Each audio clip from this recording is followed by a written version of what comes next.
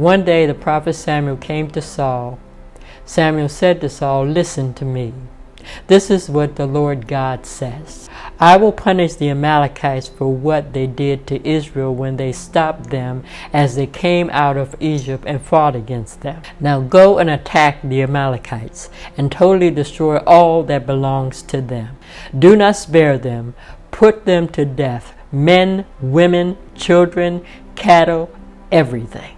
So Saul summoned the men and mustered them at Telaim, 200,000 foot soldiers and 10,000 from Judah. Saul went to the city of Amalek and set an ambush in the ravine. Then he said to the Kenite people near to the Amalekites, "Go away, leave the Amalekites, so I do not destroy you along with them. For you showed kindness to all the Israelites when they came out of the land of Egypt." So the Kenites moved away from the Amalekites. Then Saul attacked the Amalekites all the way from Havilah to Shur, near the east border of Egypt. He took Agag, the king of the Amalekites, but did not kill him, as the Lord had commanded him to do. But all his people he totally destroyed with the sword. But Saul and the army spared King Agag and the best of his sheep and cattle, the fatted calves, the lambs, and everything that was good. Saul did not kill, so he disobeyed the Lord God. These things they were unwilling to destroy completely, but everything that was despised and weak they totally destroyed. So Saul rebelled against God and only did what seemed good to him. The word of the Lord came to the prophet Samuel. The Lord said, "I regret that I have made Saul king, because he turned away from me and has not carried out my command." But Samuel was angry, and he cried out to the Lord for Saul all night. Even in anguish, early in the morning, Samuel got up and went to meet Saul. But he was told Saul had gone to Carmel. When Saul went to Carmel, he set up a monument in his own honor, glorifying himself. Then he left and went down to Gilgal. When Samuel reached him, Saul said, "The Lord bless you, prophet." "I have carried out the Lord's instructions," Saul said. But Samuel said, "What then is this bleating of sheep in my ears? What is this mooing of cattle that I hear?" Saul answered, "The soldiers brought them back from the Amalekites. They spared the best of the sheep and the cattle to sacrifice to the Lord your God, but we totally destroyed the rest." "Enough," said Samuel. "But that is not what the Lord told you to do. Let me tell you what the Lord said to me last night."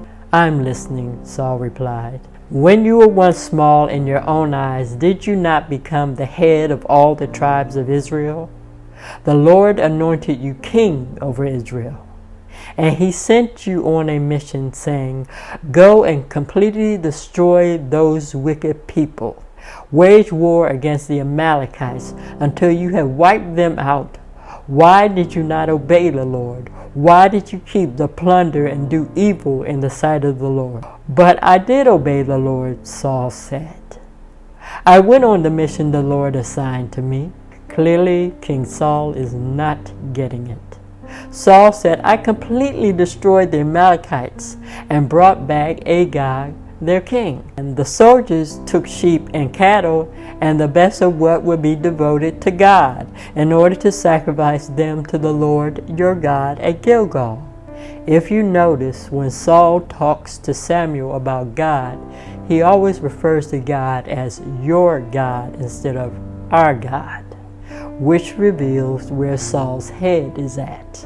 But the prophet Samuel replied, "Does the Lord delight in burnt offerings and sacrifices and as much as in obeying the Lord? To obey is better than sacrifice, and to heed the Lord is better than the fat of ram. For rebellion is like the sin of witchcraft. Because you have rejected the word of the Lord, he has rejected you as king." Then Saul said to Samuel, I have sinned. I have violated the Lord's command and your instructions.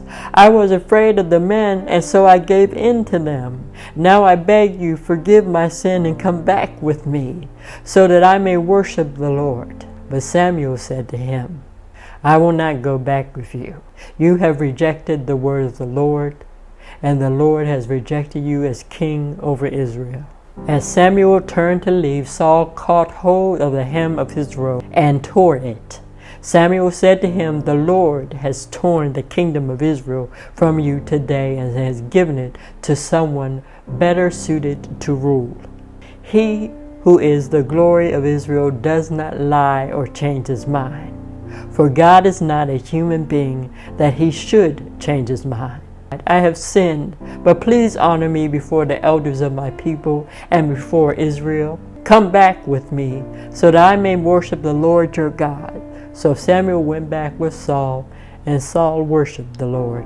Then Samuel said to them, Bring me Agag, king of the Amalekites. Agag came forward to him in chains, and Agag thought, Surely the bitterness of death is past, so he didn't think that they would hurt him, but he would be wrong. Samuel said to King Agag, As your sword has made women childless, so shall your mother be childless among women. And Samuel chopped Agag in pieces until he was dead before the Lord at Gilgal. Then Samuel left for Ramah, but Saul went back to his home in Gibeah. Until the day that the prophet Samuel died, he never saw King Saul again, though Samuel mourned for him. The Lord repented from the fact that he had made Saul king over Israel. This is 1 Samuel chapter number 15.